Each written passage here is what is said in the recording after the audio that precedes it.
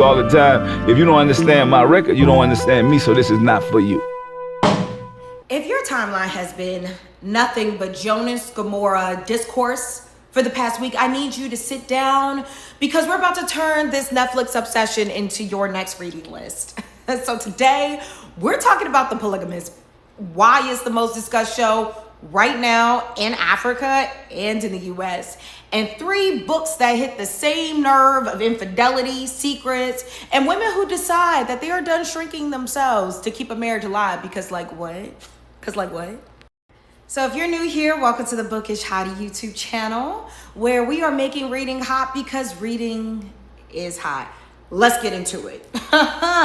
So for anyone who hasn't watched yet, because are you living under a rock? The Polygamist is a 22 episode South African TV novella based on Zimbabwe author Adzo Nyati's best-selling novel. Like, child. It follows Jonasi Gomora, a self-made businessman who built his empire and his picture-perfect family life. His wife, Joyce, is a social media influencer darling who looks like she has it all, except the whole thing is sitting on a foundation of lies. And once his other women start surfacing, woo, that foundation cracks wide the F open. Here's the thing that makes this show land for so many people. It's not really about the polygamy as a practice. It's about the dishonesty. It's about what happens to a family, the wives, the kids, the extended family, the business, when one man's choice ripples out and touches everyone. And Joyce's arc is really the heart of this. She starts in denial, moves through rage, ends up somewhere closer to self-discovery and revenge. The show is really asking the real question underneath all this drama. How much is a woman supposed to sacrifice to keep her marriage looking intact? And at what point does that loyalty become self-betrayal? That's the question.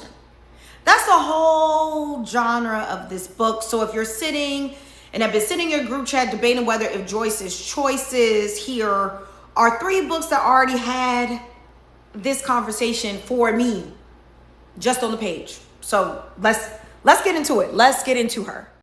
If up, nearly all the men in Lagos are mad by Damilare Kuku. This is a short story collection that the title alone tells you where it is going.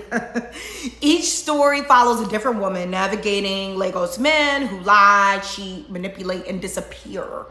In the collection, basically builds a portrait of exactly the kind of man Jonasi is, just multiplied across an entire city. And if you want to understand the cultural backdrop that makes a character like Jonasi possible, the way infidelity gets normalized, excused, and sometimes even accepted, this is your primer, okay? It's sharp, it's funny in places, and it doesn't let the men off the hook once. Next up, His Only Wife by Adzo Medie.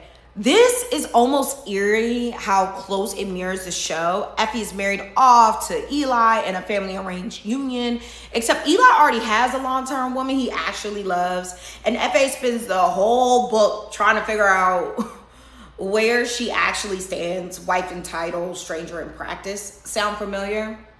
This is basically, for me, a mix of all the women, Joyce and Essie's relationship entirely told to be the other woman position, and the one who is handed a marriage and has to decide whether to fight for a man who never was fully hers to begin with, or walk away and build something of her own. It's a Reese Witherspoon book club pick, and it's a gorgeous debut. And if you've been Team Joyce or been Team the others, this book makes you sit with all the sides. So buckle up. Last, but certainly not least, is Little Rat by Akwaeke Emezi. This is from one of my favorite Adzo by authors, and it's less about a marriage falling apart from outside pressure and more about what happens after one party, one night, and the secrets that come spilling out of a relationship that already had cracks nobody was talking about. If The Polygamist hooked you because of the slow reveal.